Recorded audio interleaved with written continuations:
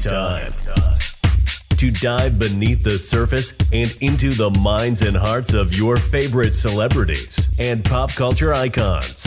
Welcome to Up and Adam. Hey guys, what's up? You're watching Up and Adam. My name's Adam Knoll. And for those of you who don't know me, I'm the guy bringing you guys all the weekly interviews and recaps from your favorite celebrities and pop culture influencers. But for those of you who do know me, you know that that's not why we're always here, right?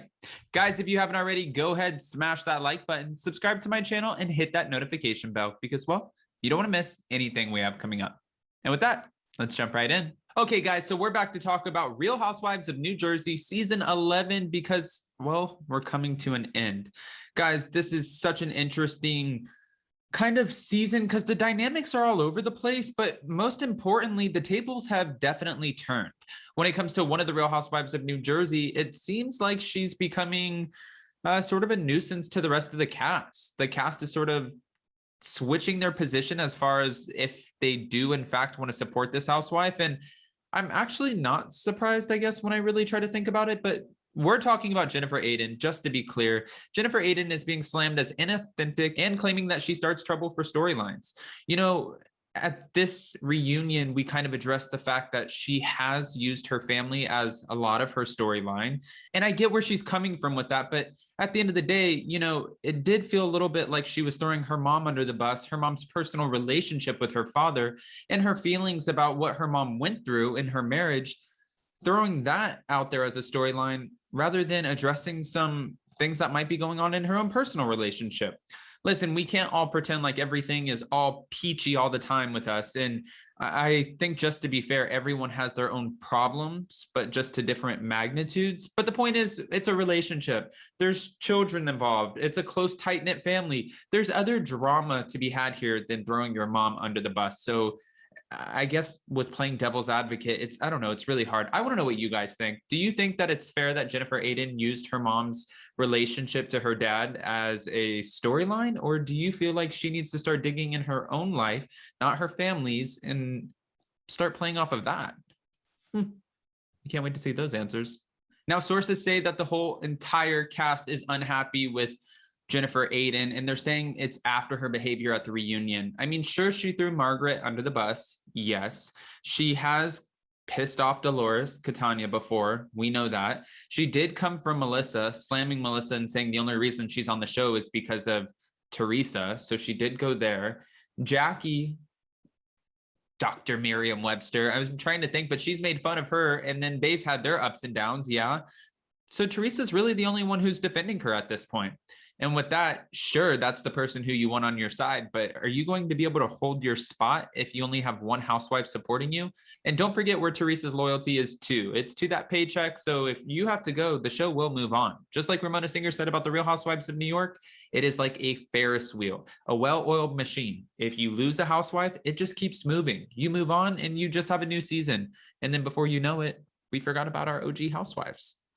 Ouch. Now, a source did talk to Hollywood Life, and they said that the cast feels like Jennifer Aydin is a big eye roll. I've never even heard that term or reference, but yeah, they feel like she's a big eye roll, and they feel like she's fake and conniving.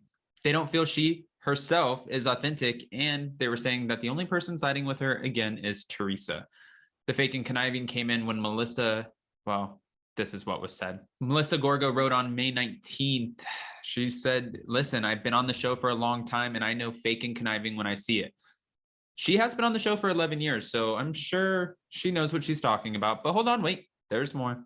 When you don't come for someone at all and they're constantly trying to put you down and cause rifts in your relationships, that's a red flag. Okay, I agree with that, actually. Again, see, this is why I need you guys to comment, because I feel like I'm getting pulled in both directions and I don't know which way to go. Am I team Melissa and the rest of the cast, or am I team Jennifer Aydin? I don't know yet. Hold on, wait, there's more. Everyone is so curious as to whether or not Jennifer Aydin will be coming back to the show. And I talked to a production insider, someone who actually works on the show, and they said the show will be coming back in June, and not only will it be coming back in June, yes, you can count on Jennifer Aydin being a part of it. So if that's the case, they can complain all they want, but I'm sure production is still going to use one last season or take one last season to use Jennifer Aydin to come on and address all of these conflicts I mean, why wouldn't they? Because even though she was allegedly making up these conflicts before and trying to start these fights and these problems, and there was no problem to be had, well, now she's done enough damage, especially after this reunion, where she might actually have problems where she needs to address them. And if that's the case, then she has a storyline, a real storyline, even though at one point it had to be manufactured in order to get to the real storyline, but it still, at the end of the day, is her storyline. Oh, I need a breath.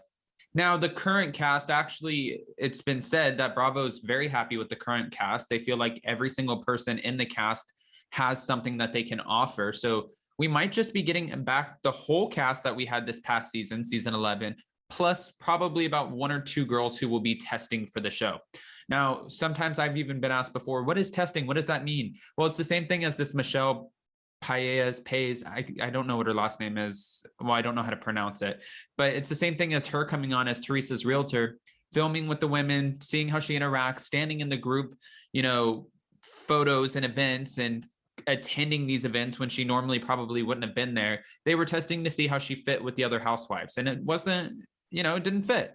But someone like Sutton, who tested last season and she was a friend of, even though she originally had a diamond and it got taken away, she fit. She was a good fit. So that's why she got a diamond this year. That is me taking you to school on testing. That's all. So guys, with that being said, if you haven't already, go ahead, make sure that you smash that like button. Let's drop a few comments. Let me know how you feel about Jennifer Aydin being slammed by the rest of the cast. Do you feel like she's inauthentic? Do you feel like she's faking conniving? Or do you feel like the rest of the women are just going a little hard on her? I mean, you get what you give, and she did give it to all of the women at the Real Housewives reunion. So this could be a little bit of payback, but I want to know what you guys think. Also, if you haven't already, go ahead, smash that subscribe button, and don't forget to hit the notification bell on your way out because you don't want to miss anything we have coming up. And with that, we'll see you next time. Bye, guys. Wait, guys, don't forget I'm dropping my interview with Rachel Yucatel today. Holy cow, this woman's story is just inspiring. The fact that she came out on the other side from it and how amazing she's doing now. She also talks a little bit about the Tiger Woods scandal, and it's just really interesting to hear everybody's life stories. It's one of the reasons I love doing interviews probably the most. If you have time, go show Rachel some love, and don't forget to drop a comment so I know exactly what you guys thought about it. I want to know. I want to know if you learned anything from the interview, how you feel about Rachel. How did you feel about the interview itself? You guys know I appreciate and enjoy the criticism. So if you have anything for me, just send it my way, and I'm always doing my best to do better. So in the meantime, now you guys can check out, hit that subscribe button, hit that like button, and hit that notification bell because, well, again, you don't want to miss anything we have coming up. Bye, guys. Check us out every Monday and Wednesday. Thanks for watching Up and Adam.